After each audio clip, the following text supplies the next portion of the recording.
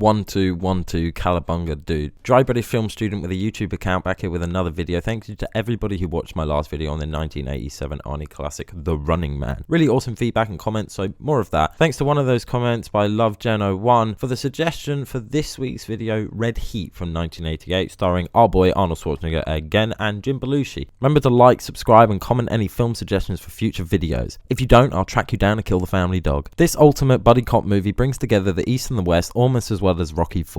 Is Red Heat to join the likes of Rush Hour, Lethal Weapon and Hot Fuzz as great buddy cop movies? Who's to say? But following Russian cop Ivan Danko, played by Schwarzenegger, he's on a revenge-fueled assignment to bring back a cocaine-dealing criminal who killed his partner in Russia. Tracking down the dealer to Chicago, Danko is partnered up with the smart-ass Chicago cop Art Ridzik, played by the brother of SNL legend and blues brother John Belushi. The unlikely pair overcome their differences and solve the case with quite a few bodies left in their trail. This film came out on June 17th, 1988, opening at top spot but quickly became overshadowed by Arnie's wildly beloved comedy classic Twins, with Danny DeVito coming out the same year. Red Heat was distributed by TriStar Pictures and directed by Walter Hill, best known for the iconic The Warriors in 1979 and the buddy cop action comedy 48 Hours from 1982, starring Eddie Murphy and Nick Nolte. I have never actually seen 48 Hours or its sequel, Another 48 Hours, where they look quite fun. Comment down below if you have seen them. On a budget of 29 million, a lot of that was probably going to half the star power in this movie.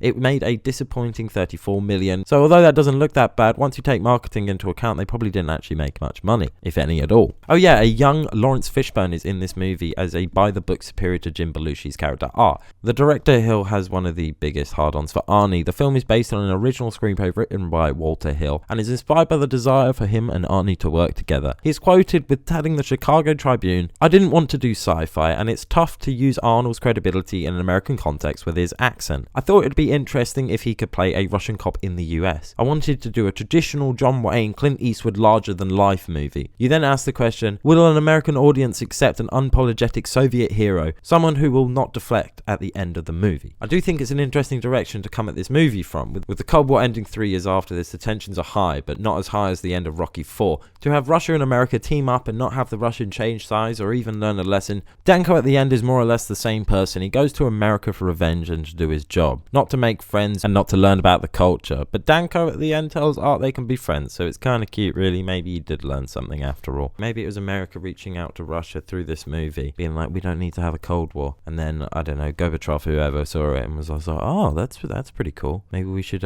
sign a fucking thing that Putin's fucking is out for. For those who have actually seen the movie, they'll tell you, although the action is great, performances are enjoyable, and I do like the buddy cop plot, it's just not that funny. There's no jokes. Like, they try and make jokes, but compared to the other Arnie movies, or even movies that came out that year, such as Naked Gun, Beetlejuice and Coming to America, or even Twins, which I mentioned earlier, that came out just after this and took its top spot, Arnie is even quoted as saying that it wasn't as big of a hit as he thought it would be, suggesting that it might have had something to do with his and Jim Belushi's performances not being funny enough, or maybe just the US wasn't ready to cheer for a Russian. I wouldn't rank it very high in my buddy cop film list. Doesn't mean it was bad at all. I just needed more guns, over-the-top violence, more one-liners and more violence. Director Walter Hill uses Arnie for his dominant presence, not giving him many one-liners to make Russia seem more serious and making America automatically look a little bit sloppier. I don't know, I loved it, but I was definitely wanting more than I got. If you haven't seen it, I do recommend it, but make sure you have a couple of beers while you do so, and it will wash it down. Here is some trivia. I do this now.